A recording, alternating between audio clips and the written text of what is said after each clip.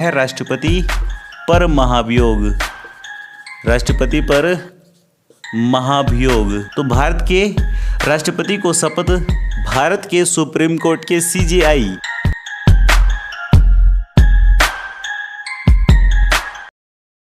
Hello मेरे प्यारे साथियों, कैसे हैं सभी। स्वागत है आप सभी का एग्जाम रेल में। मैं हूं अरुण कुमार और आज की इस वीडियो के अंदर, आज की इस क्लास के अंदर मैं आप लोगों के साथ डिस्कशन करने वाला हूं दोस्तों पॉलिटी की अगली क्लास को। और ये पॉलिटी की अगली क्लास के अंदर हम आपको बता दें कि हम पढ़ रहे हैं भारतीय संविधान का भाग 5। और जब हम भारतीय संविधान का भाग 5 डिस्कस कर रहे हैं तो आप सभी लोग जानते हैं इस भाग 5 के अंदर या इस पार्ट 5 के अंदर हमें वर्णित मिलेगा संघ, यानी कि जो हमारा संघ है, जो हमारा केंद्र है, इसका वर्णन हमें भाग 5 के अंदर देखने को मिलता है। और इसके जो अनुच्छेद आप पढ़ेंगे इंडियन कॉन्स्टिट्यूशन में दोस्तों, वो पढ़ेंगे अनुच्छेद 52 से 151 तक। ठीक है, 52 से 151 तक। और जब भाग 5 हमने पहली वीडियो के अंदर शुरू किया था या पढ़ना शुरू किया था, तभी मैंने आपको बता दिया था कि भाग 5 के अंदर जो आर्टिकल्स हैं वो हम किन किन बॉडीज़ के अंदर, किन किन निकाय के अंदर पढ़ने वाले हैं। मैंने आपको ये भी बताया था कि कार्यपालिका क्या होगी, न्यायपालिका क्या होगी, विधायिका क्या होगी। ये तीनों ही अलग अलग करके हम यहाँ पर समझने की कोशिश कर रहे हैं। और इसी के तहत सबसे पहले हमने कार्यपालिका को जानने की कोशिश कर रहे हैं। और उस कार्यपालिका में हम भारत के राष्ट्रपति को पढ़ रहे हैं। तो मेनली टॉपिक दोस्तों क्या है, भारत का राष्ट्रपति। मतलब अभी हम जो डिस्कशन करने वाले हैं या जो हम पढ़ रहे हैं वो है राष्ट्रपति का डिस्कशन या राष्ट्रपति के बारे में। ठीक, और मोस्टली स्टूडेंट जानते हैं, हालांकि मैंने भी बताया है कि राष्ट्रपति को हम पढ़ते हैं दोस्तों 52 से 62 आर्टिकल्स तक, अनुच्छेदों तक। ठीक है, और इससे पहले वाली वीडियो के अंदर ही या इससे पहले वाली क्लास के अंदर ही हमने राष्ट्रपति को पढ़ने का शुरुआत किया, राष्ट्रपति को पढ़ना शुरू किया और अनुच्छेद 52 से लेकर अनुच्छेद 55 तक का डिस्कशन हमने वहाँ पर कंप्लीट कर लिया था, पढ़ लिया था। अब दोस्तों इसके बाद हम पढ़ने वाले हैं आप सभी के सामने अगला अनुच्छेद या अगला आर्टिकल, जो कहलाएगा हमारा आर्टिकल 56, यानी कि अनुच्छेद 56 हम पढ़ने वाले हैं, क्योंकि 52 से 55 तक हम पढ़ चुके थे। तो दोस्तों अब इस अनुच्छेद 56 में क्या कहा गया है, इस आर्टिकल 56 में आपको क्या बताया गया है, बस ये आपको ध्यान रखना है। दोस्तों आर्टिकल 56 में आपको बताया गया है राष्ट्रपति के पद की कार्यकाल के बारे में या टाइम ऑफ पीरियड के बारे में। ठीक है, तो आपको ध्यान रखना है राष्ट्रपति के पद का कार्यकाल, या यूं कहें कि राष्ट्रपति का कार्यकाल आपको किस अनुच्छेद में वर्णित मिलेगा। तो वो अनुच्छेद दोस्तों आपको ध्यान रखना है, ये है आपका अनुच्छेद 56। अब राष्ट्रपति, मोस्टली स्टूडेंट जानते होंगे कि हमारे भारत के राष्ट्रपति का कार्यकाल मैक्सिमम कितना होता है, अधिकतम कितना होता है। तो अगर जानते हैं तो बहुत अच्छी बात है, और नहीं जानते हैं तो समझ लीजिए अधिकतम होता है 5 वर्ष। ठीक है, अधिकतम होता है कितना, 5 वर्ष। और दोस्तों ये जो 5 वर्ष हैं ये कब से काउंट किए जाएंगे, तो इस बात को ध्यान रखें, जिस दिन भारत का राष्ट्रपति शपथ लेता है या भारत के राष्ट्रपति ने ओथ ली होती है, उस दिन से 5 वर्ष तक भारत का राष्ट्रपति अपने पद पर बना रहता है। बात समझ में आई। दूसरी बात आप ये ध्यान रखें कि भारत का राष्ट्रपति समय पूर्व ही क्या कर सकता है, त्यागपत्र दे सकता है। अगर भारत का राष्ट्रपति समय पूर्व त्यागपत्र सौंपेगा या त्यागपत्र देगा तो किसको ये त्यागपत्र देगा, तो दोस्तों ध्यान रखेंगे ये त्यागपत्र देगा भारत के उपराष्ट्रपति को। और ये बड़ा ही इम्पोर्टेंट पॉइंट है कि भारत का राष्ट्रपति अपना त्यागपत्र किस व्यक्ति को सौंप सकता है, तो दैट इज उपराष्ट्रपति। और दोस्तों दूसरी बात यह है कि पॉलिटी के कंप्लीट सिलेबस में हम स्टेप बाय स्टेप सारी चीज़ें समझने वाले हैं, जानने वाले हैं। इस एग्ज़ाम रेल के अंदर हर एक प्लेटफॉर्म पर आपको बहुत बहुत अच्छा कंटेंट मिल रहा है।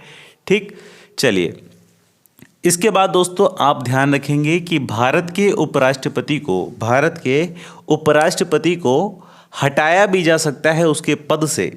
मतलब उपराष्ट्रपति को पद से मुक्त किया जा सकता है। लेकिन एक बात का ध्यान रखें कि भारत के राष्ट्रपति को पद से मुक्त करने के लिए जो प्रक्रिया होती है उस प्रक्रिया को हम बोलते हैं महाभियोग प्रक्रिया। क्या बोलते हैं? महाभियोग प्रक्रिया, यानी कि इम्पीचमेंट।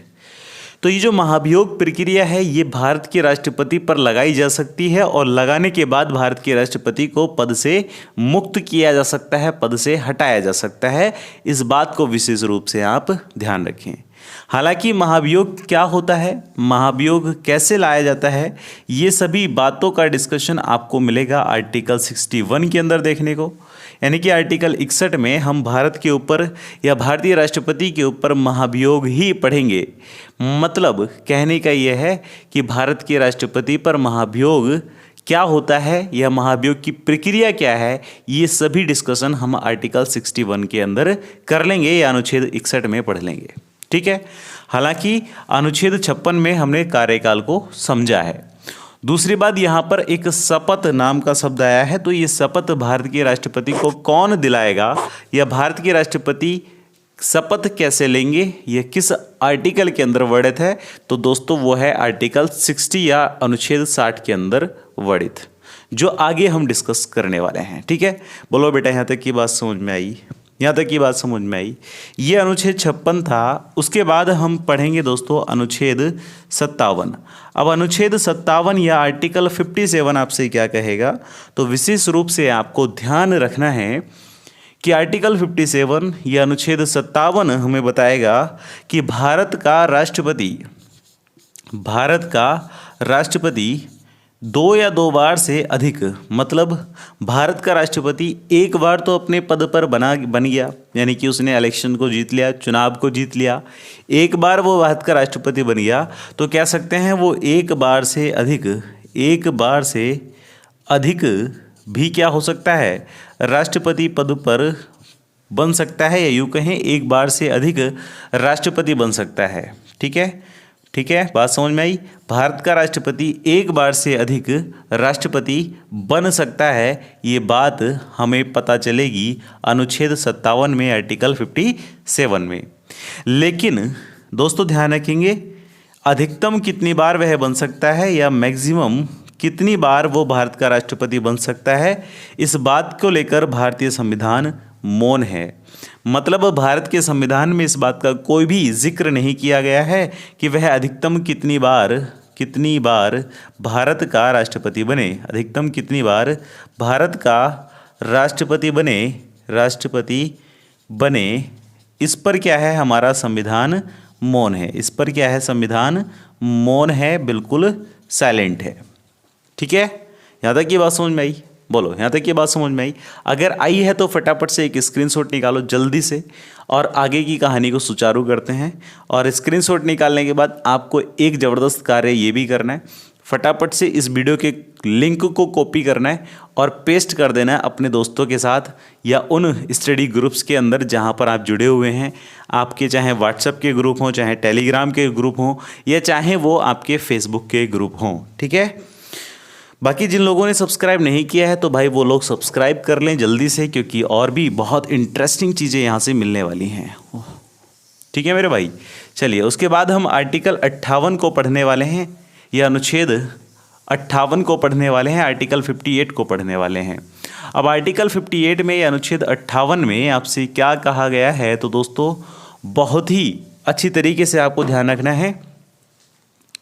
आर्टिकल 58 या अनुच्छेद 58 हमें बताएगा कि भारत के राष्ट्रपति के पद की योग्यता के बारे में। मतलब कहने का यह है कि भारत के राष्ट्रपति बनने के लिए आपके पास क्या योग्यता होनी चाहिए, इस बात का जिक्र आपको देखने को मिलेगा आर्टिकल 58 में। योग्यता साफ साफ लिख देते हैं, राष्ट्रपति पद की योग्यता, राष्ट्रपति पद की योग्यता ये दोस्तों देखने को मिलेगी आपको अनुच्छेद 58 में, आर्टिकल 58 में। तो आप विशेष रूप से ध्यान रखें, आर्टिकल 58 के तहत हमें पता चलेगा कि कोई भी व्यक्ति भारत का राष्ट्रपति कब बन सकता है, जब वह क्या हो, भारत का नागरिक हो। वह क्या हो दोस्तों, भारत का नागरिक हो। मतलब भारत का नागरिक होना उसको ज़रूरी है जब वह भारत में क्या बनेगा, राष्ट्रपति बनेगा। ठीक।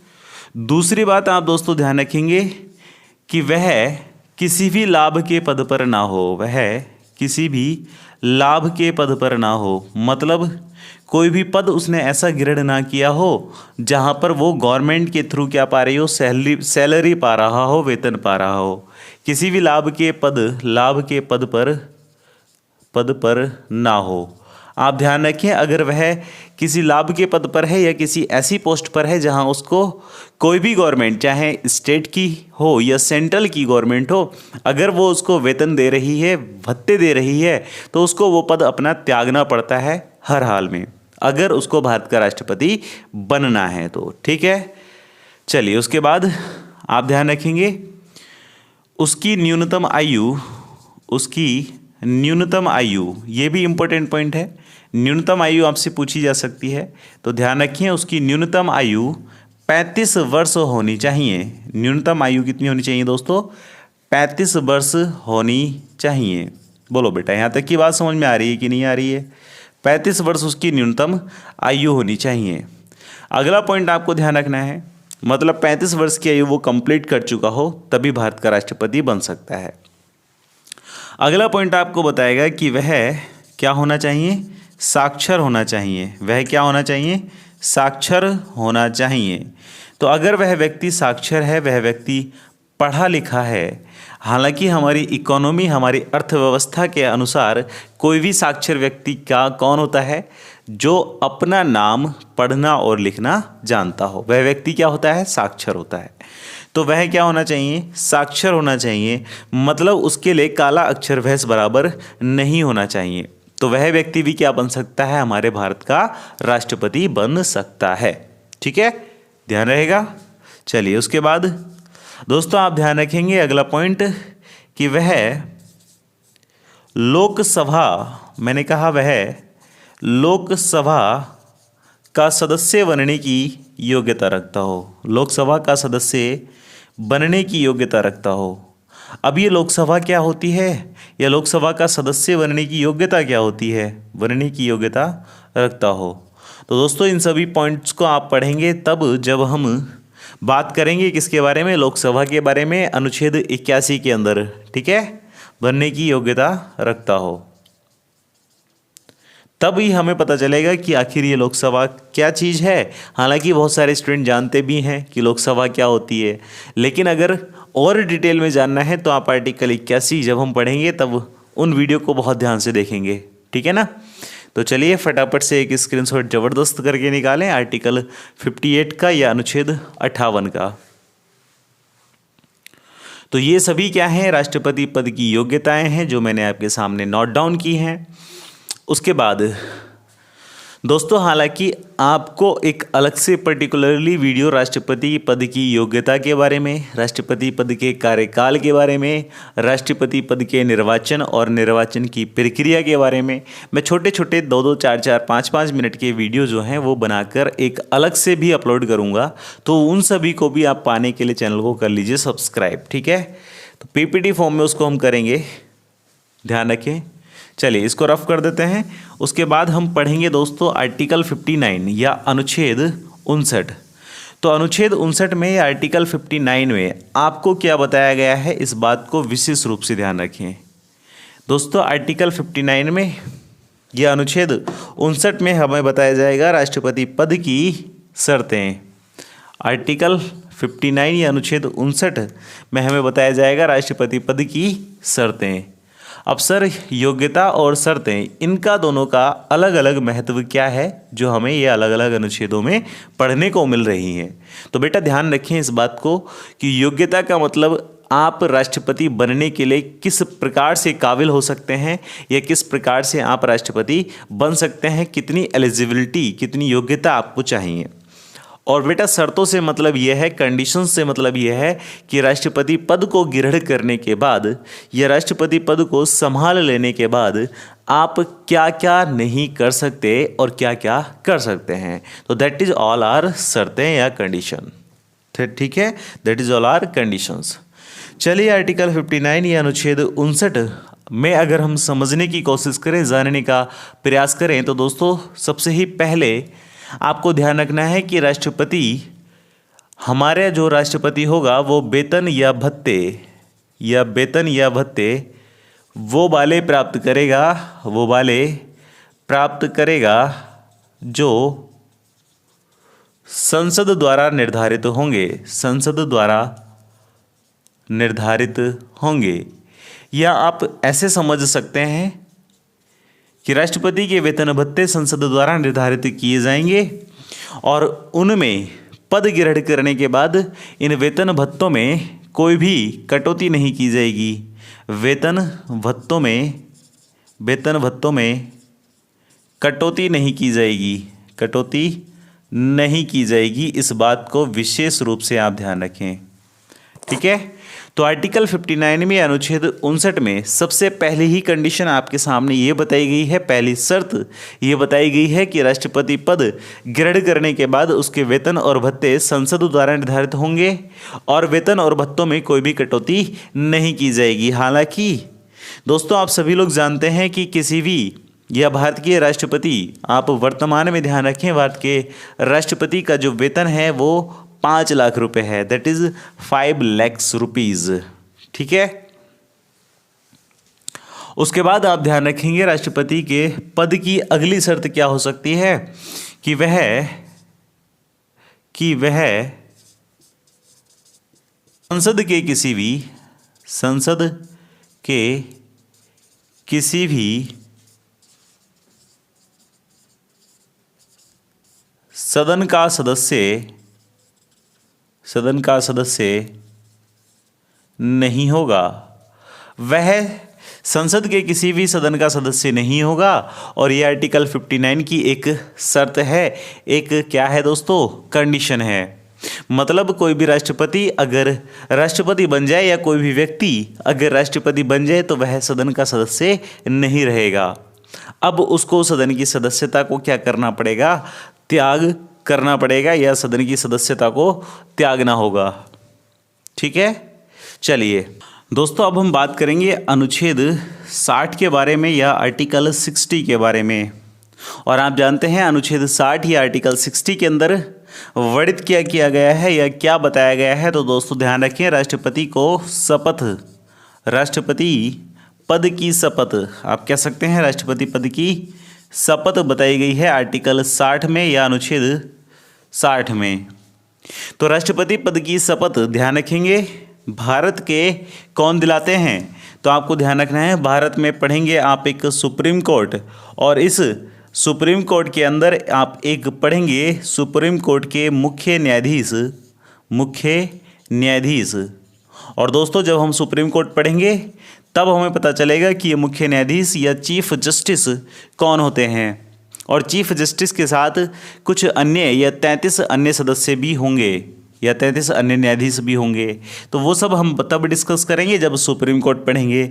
लेकिन अभी ध्यान रखें कि जो मुख्य न्यायाधीश है या सुप्रीम कोर्ट के जो मुख्य न्यायाधीश हैं जिसको हम चीफ जस्टिस ऑफ इंडिया यानी कि CJI भी बोलेंगे, तो भारत के राष्ट्रपति को शपथ भारत के सुप्रीम कोर्ट के CJI या मुख्य न्यायाधीश दिलाते हैं। ठीक है, तो राष्ट्रपति को शपथ कौन दिलाएंगे, मुख्य न्यायाधीश दिलाएंगे या सुप्रीम कोर्ट के मुख्य न्यायाधीश दिलाएंगे, ये बात ध्यान रखें विशेष रूप से। लेकिन दोस्तों कई केसेस में या कई कंडीशन में ऐसा हो सकता है कि भारत का मुख्य न्यायाधीश क्या रहे, अनुपस्थित रहे। अगर भारत का मुख्य न्यायाधीश अनुपस्थित है या उपस्थित नहीं है तो उस कंडीशन में भारत के अंदर जो सुप्रीम कोर्ट है और इस सुप्रीम कोर्ट के अंदर जो वरिष्ठतम न्यायाधीश है, कौन है, वरिष्ठतम न्यायाधीश मतलब सीनियर जज है, वही क्या दिलाएगा, भारत के राष्ट्रपति को शपथ दिलाएंगे। वो क्या दिलाएंगे, भारत के राष्ट्रपति को शपथ दिलाएंगे। मतलब कहने का यह है कि भारत के मुख्य न्यायाधीश की अनुपस्थिति में वरिष्ठतम न्यायाधीश या सीनियर जज ही क्या दिलाते हैं, भारत के राष्ट्रपति को या भारत के प्रेसिडेंट को शपथ दिलाते हैं। इस बात को विशेष रूप से आप ध्यान रखें। आर्टिकल 60 या अनुच्छेद 60 के अंदर ये बात वर्णित है, आर्टिकल 60। चलिए दोस्तों, फटाफट से एक स्क्रीनशॉट निकालें, उसके बाद हम आगे की कहानी को चालू रखेंगे। आर्टिकल 59, 60 के बाद हम पढ़ेंगे अनुच्छेद 61 के बारे में। हो गया? चलिए, अच्छा दोस्तों, फटाफट से अगर शेयर नहीं किया तो कर दो यार जल्दी, और वीडियो को लाइक भी ज़रूर करें अगर पसंद आ रही है तो। नहीं आ रही है तो कोई बात नहीं, डिसलाइक का बटन आपको दिया हुआ है उसको भी कर जाएं, या फिर लास्ट तक देखें और पसंद ना आए तो डिसलाइक करके चले जाएं। डजेंट मैटर कि आप लाइक करें या डिसलाइक करें, क्योंकि जिसको पढ़ना होगा, जिसको अच्छे से समझ में आ रही होंगी चीज़ें, वही व्यक्ति क्या करेगा, वीडियो को लाइक करेगा। चलिए, इसके बाद दोस्तों ध्यान रखेंगे, हम पढ़ेंगे अनुच्छेद 61 या आर्टिकल 61। अनुच्छेद 61 में, आर्टिकल 61 में आपसे क्या कहा गया है दोस्तों, विशेष रूप से ध्यान रखें, ये एक इम्पोर्टेंट आर्टिकल है, एक महत्वपूर्ण अनुच्छेद है। इस इम्पोर्टेंट आर्टिकल में बताया गया है राष्ट्रपति पर महाभियोग, राष्ट्रपति पर महाभियोग। और दोस्तों ध्यान रखेंगे, भारत के राष्ट्रपति पर किस प्रकार से महाभियोग लगाया जा सकता है, किस प्रकार से इम्पीचमेंट लगाया जा सकता है, इसका पूरा का पूरा प्रोसेस हमारे भारतीय संविधान के अनुच्छेद 61 में वर्णित है। और दोस्तों, हालांकि महाभियोग से संबंधित भी मैं एक अलग से पीपीटी फॉर्म में एक वीडियो बनाऊंगा, उसके माध्यम से भी आप बहुत ध्यान से समझ सकते हैं, लेकिन कोशिश करें यहीं पर सारी चीज़ों को समझ जाएं। समझने वाली बात यह है कि दोस्तों, जब भारत का राष्ट्रपति, मैंने कहा जब भारत का राष्ट्रपति कोई भी गैर संवैधानिक कार्य करता है या कोई भी एक ऐसा कार्य करता है जो उसके संवैधानिक कार्यों के क्षेत्र से या संवैधानिक कार्यों के दायरे से बाहर का कार्य है, तो जब कोई राष्ट्रपति कोई गैर संवैधानिक कार्य करेगा तो उस राष्ट्रपति पर, ध्यान रखेंगे दोस्तों, 14 दिन की पूर्व सूचना के अनुसार, राष्ट्रपति पर 14 दिन की पूर्व सूचना के अनुसार या सूचना के आधार पर, सूचना के अनुसार संसद के किसी भी सदन में, मैंने कहा उस राष्ट्रपति पर 14 दिन की पूर्व सूचना के अनुसार संसद के किसी भी सदन में वहाँ के 1/4 सदस्यों के द्वारा राष्ट्रपति के त्यागपत्र की मांग उठाई जाएगी। राष्ट्रपति के त्यागपत्र की क्या उठाई जाएगी दोस्तों, मांग उठाई जाएगी। और जब राष्ट्रपति के त्यागपत्र की मांग उठाई जाएगी इस किसी भी सदन में, तब भारत के राष्ट्रपति को या तो त्यागपत्र देना पड़ेगा या फिर वो इस त्यागपत्र की मांग को ठुकरा भी सकता है। और दोस्तों ध्यान रखेंगे कि इसी बीच में भारत के राष्ट्रपति अपनी पैरवी करवाएंगे भारत के महान्यायवादी के माध्यम से। अब ये महान्यायवादी क्या होता है इसको हम बाद में पढ़ेंगे, मतलब अनुच्छेद 76 में महान्यायवादी आप डिस्कस करेंगे, पढ़ेंगे।